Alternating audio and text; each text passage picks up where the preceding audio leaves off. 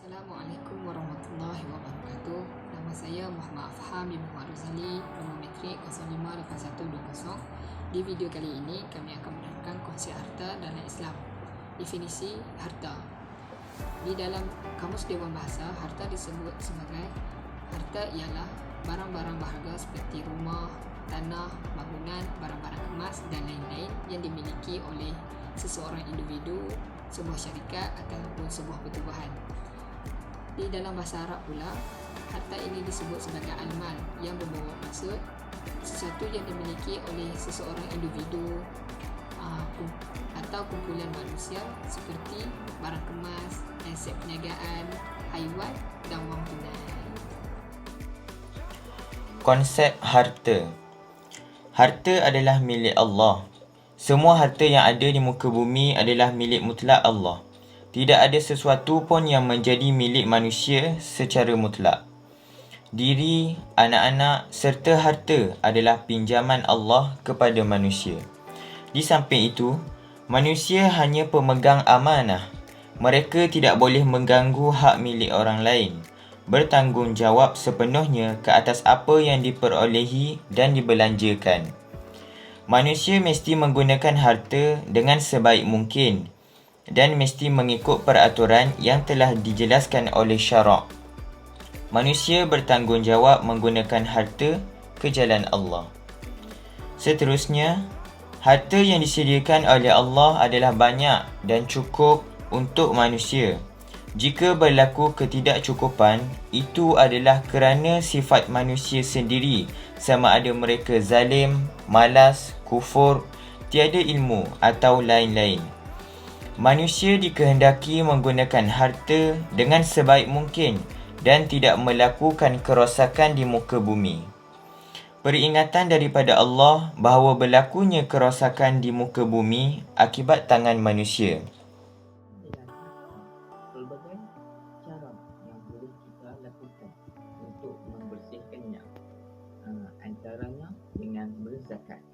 Sebagaimana yang kita semua ketahui, dengan berzakat harta kita akan semakin bertambah dan mendapat keberkatan dari Allah Subhanahu Taala di samping kita melakukan salah satu daripada rukun Islam.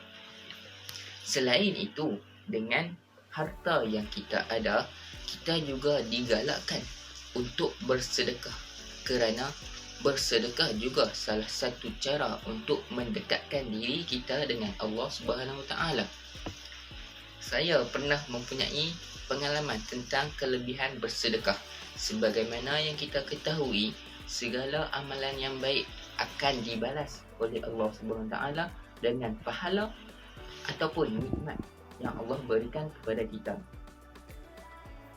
Saya pernah bersedekah hanya sebanyak RM4 pada saat dan ketika mana saya sangat memerlukan duit. Ditakdirkan oleh Allah SWT, keesokan harinya seorang dermawan telah memberikan wangnya kepada saya sebanyak RM200. A'udzubillahi minasyaitonirrajim. Bismillahirrahmanirrahim. InsyaAllah pada hari ini saya akan membincangkan tentang harta dalam Al-Quran. Seperti yang kita tahu, Al-Quran banyak menceritakan tentang harta, adapun dalam bahasa Arabnya iaitu al-mal. Dalam penggunaannya, harta banyak sekali disebut dalam Al-Quran. Misalnya dalam surah Al-Baqarah ayat ke-29, surah Al-Baqarah ayat 284, surah At-Taghabun ayat 15 dan surah Al-A'raf ayat 128, dan banyak lagi firman Allah SWT mengenai harta di dalam Al-Quran. Al-Quran banyak sekali mengaitkan harta dengan segala sesuatu yang ada di muka bumi.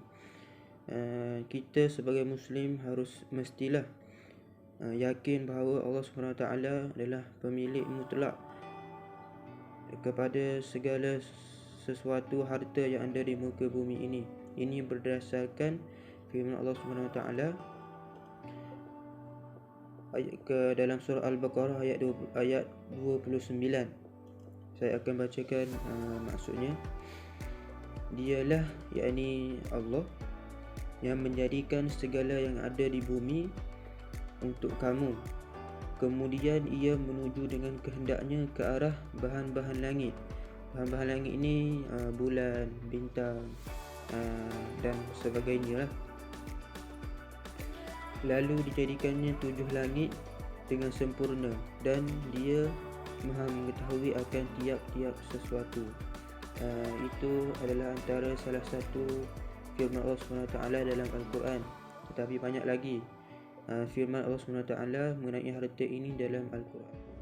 Ciri-ciri harta dalam Islam. Harta mestilah sesuatu yang boleh dikuasai dan dimanfaatkan. Contohnya rumah, tanah, bangunan, kereta, wang, pakaian, makanan dan lain-lain. Harta mestilah sesuatu yang boleh dikuasai pada masa hadapan. Contohnya ikan di lautan, burung di awan, haiwan di hutan atau galian dalam perut bumi. Sesuatu yang tidak boleh dikuasai meskipun kita mendapat manfaatnya darinya tidak dianggap harta, seperti cahaya bulan, matahari atau udara. Namun begitu, dengan teknologi baru masa kini, cahaya matahari boleh disimpan melalui sistem solar dan oksigen boleh dikumpulkan dalam tabung oksigen. Sesuatu yang tidak cukup dimanfaatkan walaupun kita mampu menguasainya tidak termasuk harta. Contohnya sebutir beras, setitik air atau sebiji gula halus. Sesuatu yang bercanggah atau ditegar oleh hukum syarak untuk dimanfaatkan tidak boleh dianggap harta, seperti arak, khinzir, bangkai darah atau hasil perolehan dari sumber yang haram, misalnya mencuri, riba, rasuah, menipu, merompak dan sebagainya. Nabi Muhammad sallallahu alaihi wasallam amat menggalakkan umatnya untuk memiliki harta. Suatu ketika pernah Nabi Muhammad sallallahu alaihi wasallam mendoakan kepada khadamnya yang mulia Anas bin Malik radhiyallahu anhu. Nabi sallallahu alaihi wasallam mendoakannya semoga Allah memperbanyakkan hartanya, harta Anas bin Malik radhiyallahu anhu. Dan Nabi Muhammad sallallahu alaihi wasallam pernah bersabda, tangan yang di atas lebih baik daripada tangan yang berada di bawah. Mulakanlah dengan mereka yang engkau tanggung, dengan makna memberi kebaikan kepada orang lain. Dari Amru bin Al-As, Rasulullah sallallahu alaihi wasallam pernah memberikan satu doa, iaitu, ya Allah, hamba-Mu ini memohon hidayah, sifat ketakwaan, sifat luhur dan hidup berharta. Maknanya Nabi Muhammad sallallahu alaihi wasallam menganjurkan kepada kita untuk memiliki harta, dan Nabi mensarankan dan mendoakan untuk umatnya supaya menjadi umat yang berharta, kerana seseorang itu akan terangkat izzahnya, akan terangkat kemuliaannya daripada harta. Wallahu ta'ala a'lam.